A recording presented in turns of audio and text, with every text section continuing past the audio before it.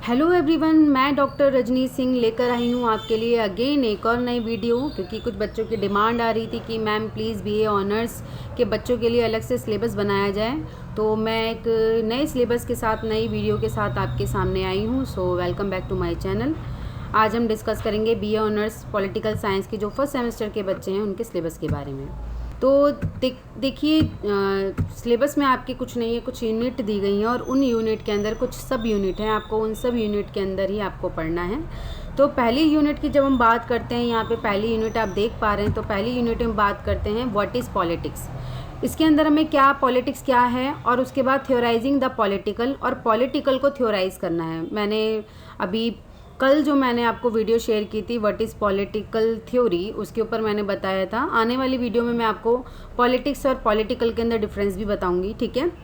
तो यहाँ पर आपको पढ़ना है पहली यूनिट में व्हाट इज़ पॉलिटिक्स, उसको थ्योराइज करना है और पॉलिटिकल क्या है ये बताना है।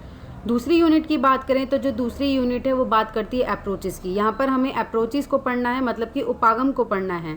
तो यूनिट फर्स्ट में हमें क्या पढ़ना है, राजनीति क्या है और उसका सिद्धांतीकरण क्या है राजनीति का। राजनीतिक और राजनीति में डिफरेंस क्या है ये मैं आने वाले टाइम में बताऊंगी, लेकिन आपको यहाँ पर राजनीति और राजनीतिक दोनों को ही पढ़ना है। और जो राजनीति है उसको हमें थ्योराइज करना है, उसका सिद्धांतीकरण करना है, ठीक है।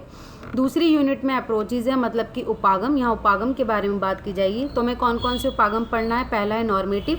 नॉर्मेटिव का होता है मानकीय उपागम। दूसरा है इम्पेरिकल। इम्पेरिकल का मतलब होता है अनुभव के आधार पर जो होता है, तो इसको हम आनुभाविक बोलेंगे। और तीसरा है हिस्टोरिकल, मतलब कि ऐतिहासिक के आधार पर हमें पढ़ना है, ठीक है ना। तो ये तीन अप्रोचेज मतलब तीन उपागम हमें पढ़ने हैं। तीसरी यूनिट की बात हम करें तो तीसरी यूनिट में हमें सारे ट्रेडिशंस पढ़ने हैं। ट्रेडिशंस का मतलब है परंपराएं, कि कौन सी परंपराएं चलती आ रही है। तो जब हम परंपराओं की बात कर रहे हैं तो यहाँ पर पहला हमें लिबरल परंपरा पढ़नी है, लिबरल ट्रेडिशन। लिबरल का मतलब होता है उदारवादी, तो उदारवादी परंपरा को यहाँ पे पढ़ा जाएगा। दूसरी परंपरा है मार्क्सिस्ट, इसको हिंदी में मार्क्सवाद बोला जाता है, तो यहाँ पे मार्क्सवादी परंपरा को पढ़ा जाएगा। तीसरा है अनार्किस्ट, इसका मतलब होता है अराजक, तो अराजकतावादी की परंपरा को पढ़ा जाएगा। चौथा है कंजर्वेटिव, ठीक है ना। जो कंजर्वेटिव का मतलब होता है जो अपनी सोच को नहीं बदलना चाहते, जिनके अंदर जो सोच विचार होते हैं वो बहुत ही स्लो काम करते हैं, ठीक है। तो इसकी परंपरा को पढ़ा जाएगा। नेक्स्ट हम जब बात करते हैं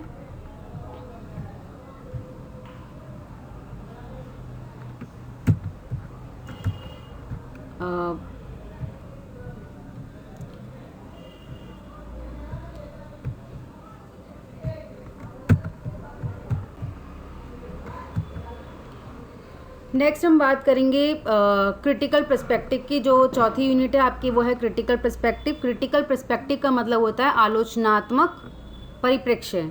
तो आलोचनात्मक परिप्रेक्ष्य में हमें फेमिनिस्ट मतलब कि नारीवाद और पोस्ट मॉडर्न मतलब कि उत्तर आधुनिकवाद, इन दोनों पर्सपेक्टिव से पढ़ना है, ठीक है। तो यहाँ पे हमें क्रिटिकल पर्सपेक्टिव को देखना है, जिसके अंदर हमें फेमिनिस्ट और पोस्ट मॉडर्न को पढ़ना है, ठीक है ना। मतलब कि आलोचनात्मक परिप्रेक्ष्य में हमें नारीवाद को पढ़ना है और नारीवाद के साथ हमें उत्तर आधुनिक को पढ़ना है।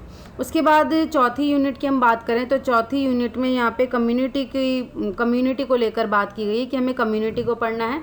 तो कम्युनिटी में हमें पॉलिटिकल ऑब्लिगेशन को पढ़ना है। तो मतलब चौथी यूनिट में क्या है, समुदायवाद। समुदायवाद के अंदर हमें क्या है, हमें पॉलिटिकल ऑब्लिगेशन को पढ़ना है, ठीक है। अब हम बात करें हिंदी के अंदर, एक बार और इसको पढ़ लेते हैं। यूनिट फर्स्ट में हमें राजनीति क्या है, राजनीतिक का सिद्धांत पढ़ना है। दूसरी यूनिट में हमें सारे दृष्टिकोण पढ़ने हैं, जिसके अंदर मानक का, अनुभाविक और ऐतिहासिक पढ़ना है। तीसरी में हमें परंपराएं पढ़नी है, जिसमें कि उदारवादी, मार्क्सवादी और अराजकतावादी पढ़नी है और अपरिवर्तनवादी पढ़नी है, ठीक है। और हम जो देखते हैं चौथे में पढ़ना है, जिसके अंदर सारे में महत्वपूर्ण परिप्रेक्ष्य पढ़ने हैं। उसके अंदर है हमारा नारीवादी और उत्तर आधुनिक, और लास्टली हमें जो समुदाय के बारे में पढ़ना है, तो समुदाय में हमें राजनीतिक दायित्व के बारे में पढ़ना है, ठीक है। तो होप सो आपको ये वीडियो समझ में आई होगी, और आपकी अगर कोई क्वेरीज हैं तो आप मुझे कमेंट बॉक्स में करके बता सकते हैं। तो मिलते हैं हम आपको नेक्स्ट वीडियो में, ठीक है। जब तक के लिए धन्यवाद।